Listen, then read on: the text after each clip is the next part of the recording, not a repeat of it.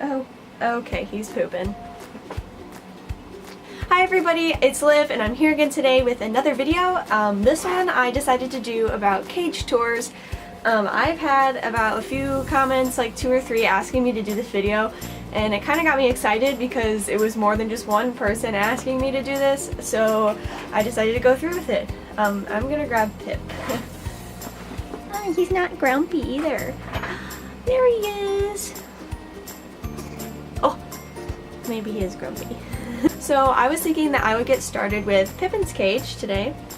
I got it all nice and cleaned up, and the only thing that's a little dirty is his wheel, but that's to be expected after a day from not cleaning it. Like, I cleaned it just the other day, so it still looks pretty good, and yeah, everything looks great, so I'll get started with that actually. Okay, so this is my living world cage for Pippin. It's about, I think, 30 to 37 inches. I'm not sure if this is the large one or the regular sized one. You can get a bigger one as well. They have a deluxe size that is even longer and has 2 opening lids, which is really cool. And there's this slidey door thing, which is really nice if you just want to reach in there and fill the bowls and you don't have to open the top, which I find really handy, and I use it all the time actually. And there's his food, which I just keep over there, and his water bowl, and his sleeping bag, and his wheel. I like keeping paper towels underneath his wheel because I was sick and tired of cleaning up all the poop in his little tray. And that is perfectly silent, which is why I demonstrated that. So you should go get yourself a Carolina storm wheel because they are fantastic. Fantastically silent.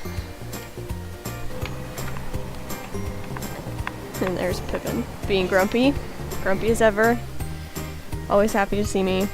So right here there are little clips along the sides of this cage, which is really nice. It connects the wires to the bin on the bottom, so it is completely removable from the bottom.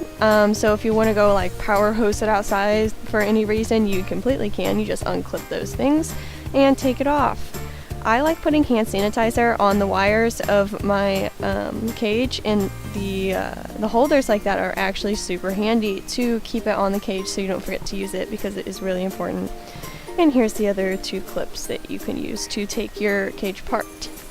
And this is the nice lid that you can use to open and close and secure your little cage shut.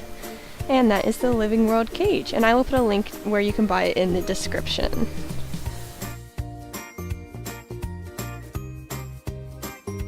The next cage I'm going to be showing you is my Leopard Gecko Enclosure that I have, with Lady obviously is in there. I'm not going to get her out because I got her out yesterday and I think I made her a little angry, so I'm just going to leave her alone because she doesn't seem like she wants to come out. She's hiding. But I got some new stuff for my cage as well too, so that's exciting, and I'll show you my new items too. I've been learning so much more about Leopard Gecko diets, and it's really exciting. It just makes me feel like I am caring a lot better for my animals, and I really love that. So I'll show you some new things that I got for Lady.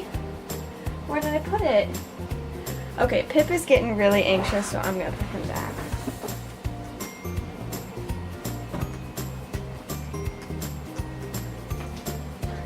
You can hear him munching on his food now because he's awake and he knows it's there. But one thing that I just got today was some Fluker's Cricket Quencher calcium fortified stuff for my crickets. Instead of just dusting them with the calcium powder with the D3 and all that stuff, and giving her supplements that she needs, I've been now giving the crickets their supplements that they need to be more nutritious, so it would be better for her. So that's actually super important. That's what I spent all last night researching about and learning, and it's actually great. Which is kind of why I haven't wanted to make a leopard gecko care video yet, because I'm still learning a lot about them. I'm not as confident with my knowledge on them as I am with hedgehogs. Yeah, but it's really exciting.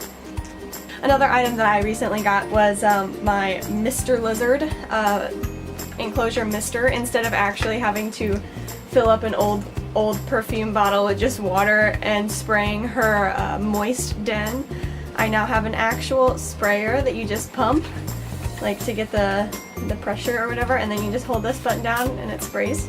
And it's really nice. So I highly recommend using one of these instead because it's really, really handy and nice, and I love it. And one last thing that I got, here, let me grab it. Where did I put it? One last thing that I got was this Imaginarium Lush Landscapes Phagium Moss. This is what the packaging looks like for it. It's got this fire belly toad on it on the front. I used to want one of those so bad when I was little. But it's just to help keep moisture in the in your lizard's cage. But I mean, since I don't like make my lizard's cage, Pippin, what are you doing? Since I don't make my lizard's cage wet, the only thing that's wet in there is her den. I just put it in there as decoration and to make it look better and a little more natural. So it actually looks really cool and it's come together. But yeah, I'm super excited, and I'll show you that in the video of what that looks like.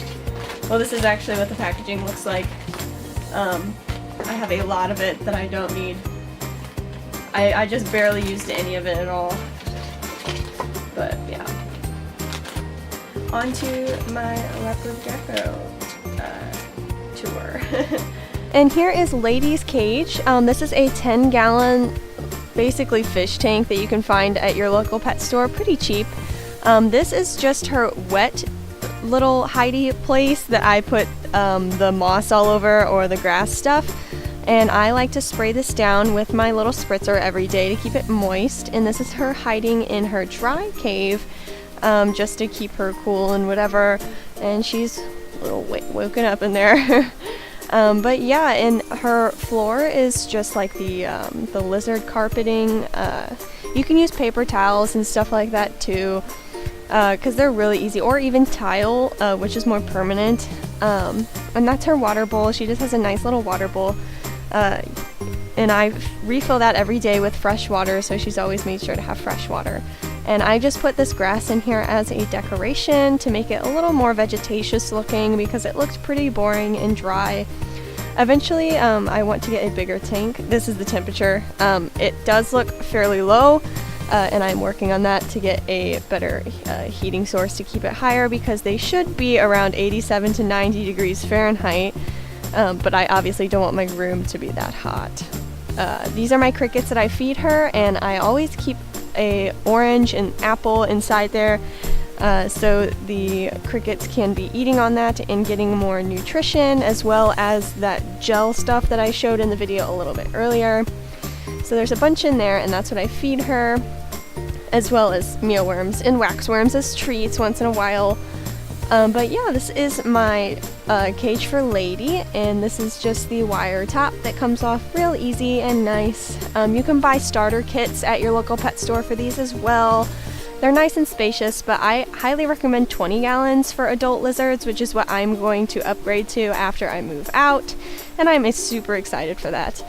But yeah, this is my tank for her. She really seems to like it. They're not super active lizards, so she doesn't need the most space in the world, but a bigger tank is always nicer.